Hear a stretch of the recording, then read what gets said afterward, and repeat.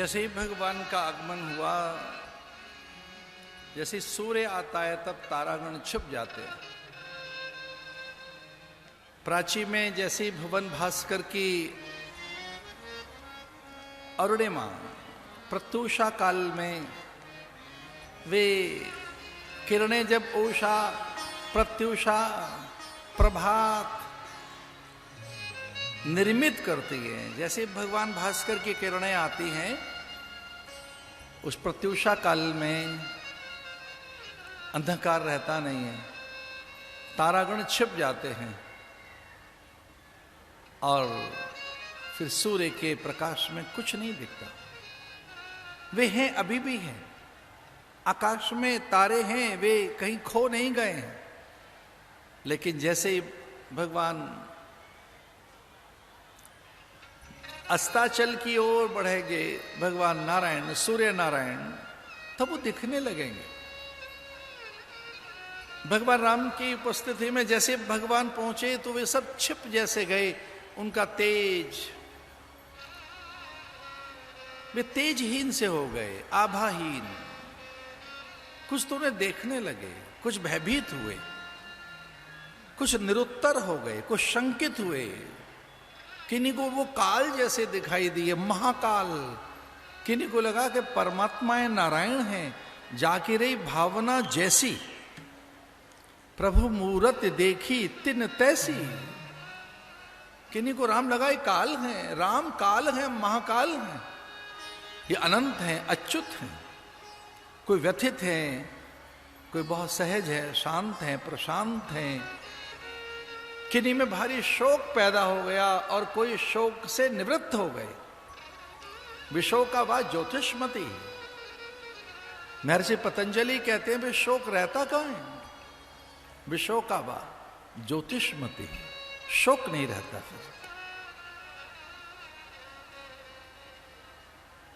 जिनमें कहीं कामना, स्पृहा, वासना, लालसा रही होगी, कोई ऐषणा रही होगी, वे तो शोक ग्रसित हैं, लेकिन शोक मुक्त हो गए, कई आनंदित हो गए, कईयों को समाधि लग गई और कुछ मनी मन भगवान के अनुरक्त भक्त बन गए।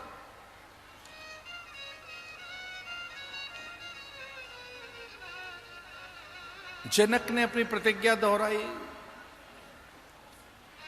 कि इस धनुष को जो उठा सके, प्रत्यंचा चढ़ा सके, मेरी लली, ये कुमारी, ये किशोरी जी, ममात्मजा, ये जयमाल लिए बैठी हैं, उनका आदर करेंगे, उन्हीं का वर्णन करेंगे। प्राय वे सब श्रीहत हो चुके थे, श्रीहीन, बलहीन, साधनहीन, गुणहीन, सामर्थ्यहीन। वे निस्तेज राजा उठे, लेकिन वहां उसे तिल भर सरका नहीं सके। और कोई एक रामायणी तो ऐसा कह रहे थे, भूप सहस 10 एकई 12, लगे उठावन टरई न टारा। चौपाई तो है ये मानस में, भूप सहस 10, इसका अर्थ कुछ ऐसा लगाया, सहस्त्र बाहु, भूप सहस माने वो सहस्त्र बाहु। वे 1000 तो कैसे उठेंगे?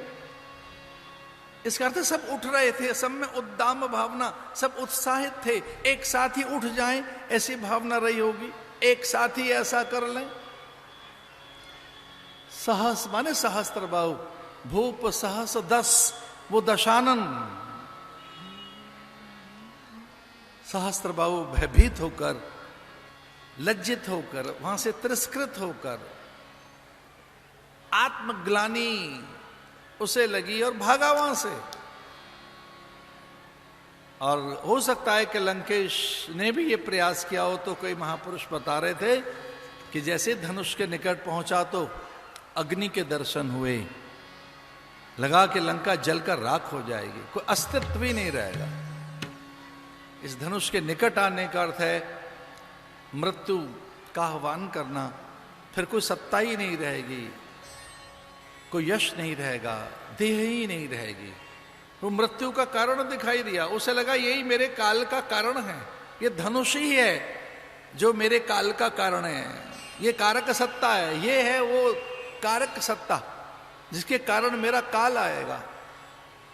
ये मेरा मृत्यु का साधन है, इसी से मेरी मृत्यु होगी, इसके कारण ही मेरी मृत्यु होगी। न केवल मेरी समूची राक्षसी जाति का नाश होगा, नैसाचरी जाति मिट जाएगी। रहा न को कुल रोव निहारा,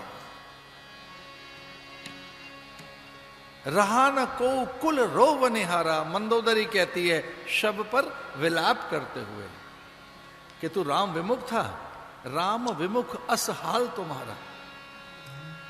रामद्रोही, राम से द्रोह किया, राम से विमुख रहा, देख तेरी क्या दुर्गति है। रहा न को कुल रोव निहारा, संपूर्ण कुल का नाश हो जाएगा, समूची नैसाचरी जाति मिट जाएगी, कोई नहीं बचेगा, मैं भी कहां रहूंगा। नाभिक में कहीं जो अमृत है ये सूख जाएगा। मेरी संपूर्ण सत्ता को चुनौती देने वाली ये सत्ता यहां बैठी है, धनुष नहीं है, ये महाकाल है, यहां से निकलना श्रेयस्कर। डगे न शंभु सरासन कैसे, कामी बचन सती सहजे। डरने लगे, सब भयभीत हो गए। तो वहां से लंकेश भी चला गया, सहस्त्र बाहु चला गया, अन्य श्रीहत होकर बैठे हैं। वाल्मीकि रामायण में तो ऐसा था कि राम जी को धनुष दिखाया गया था, लेकिन थोड़ा मानस का सहारा लेते हैं।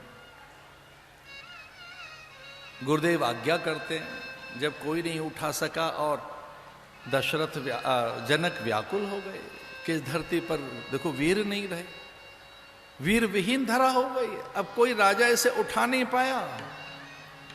वीर विहीन राजा, धरा पर कोई पुरुषार्थी नहीं है।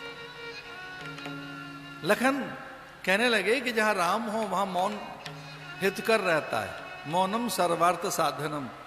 हे राजन, मौन हो जाइए, वाणी पर संयम रखिए, अपने शब्दों को नियंत्रित कीजिए। ये आवेश और ये उत्तेजना राम की उपस्थिति में ठीक नहीं है, शब्द वापस लीजिए। ये धरती वीर विहीन नहीं है। मैं समूचे धरा को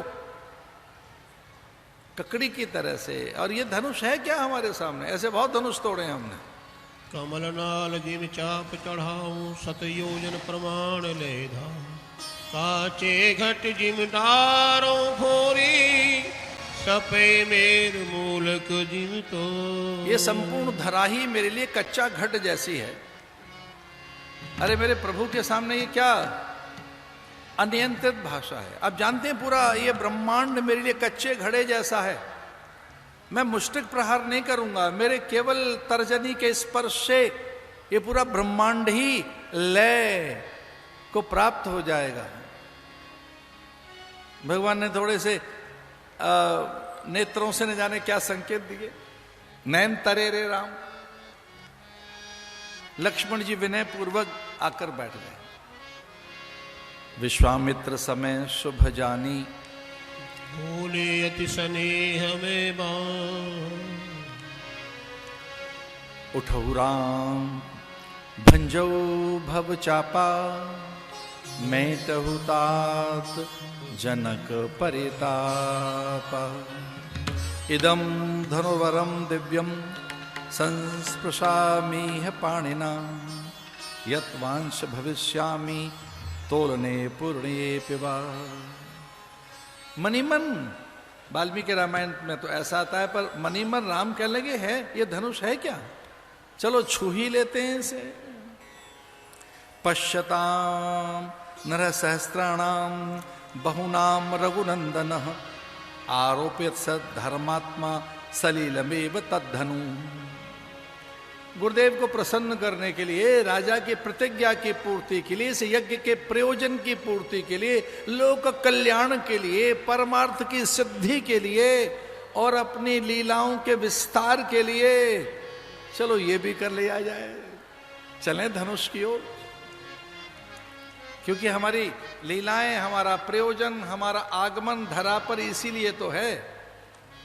अभी इस धनुष का एक अध्याय जीवन में आ रहा है। धनुष एक नए अध्याय, नए आयाम के साथ जीवन में आया है, तो अपने प्रयोजन की पूर्ति के लिए, अवतरण की सिद्धि के लिए, राजा की मनहक कामना पूरी हो और वहां परांबिका जगदंबिका हमारी लीला सहचरी किंचित किंचित असहज होकर बैठी हैं परांबा की प्रसन्नता के लिए। चलो ये भी एक काम कर लिया जाए। और अब इसमें गुरु की आज्ञा भी है।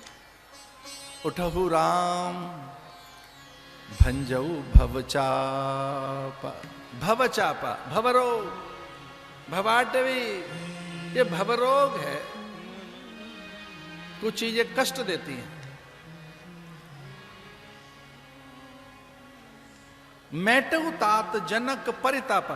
देखो ये महापुरुष बैठे हैं, ये तो धुरंधर रामायणी है, मैं तो सन्यासी हूं, मैं तो प्राय वो वेदांत में ही रमण करता हूं महाराज, वो उपनिषदों में ही रहता है हमारा ध्यान। तो पर आप जैसे महापुरुष आए तो अच्छा लगता है, महापुरुषों को कथा सुनाना बड़ा अच्छा लगता है। अब इसमें तुलसीदास जी पता है क्या कहते हैं, मैटव तात जनक परिताप। उठऊ राम, हेतु क्या है? सीता विवाह तो होगा ही, पर मुख्य हेतु है जनक व्यथित है। एक ज्ञानी बड़ा व्यथित है। एक ज्ञानी में ये अज्ञान आ गया है, देखो जागतिक भाव आ गया है, एक ऐसी माया वहां प्रवेश कर गई है उस अविद्या के नाश के लिए। और आप ब्रह्म हैं, ब्रह्म ही अविद्या का नाश करता है। ब्रह्मानुभव, ब्रह्मानुभव, जब ब्रह्म का अनुभव होगा तो अविद्या रह कहां जाएगी? फिर तो विद्या रहेगी नहीं, माया कहां रहेगी?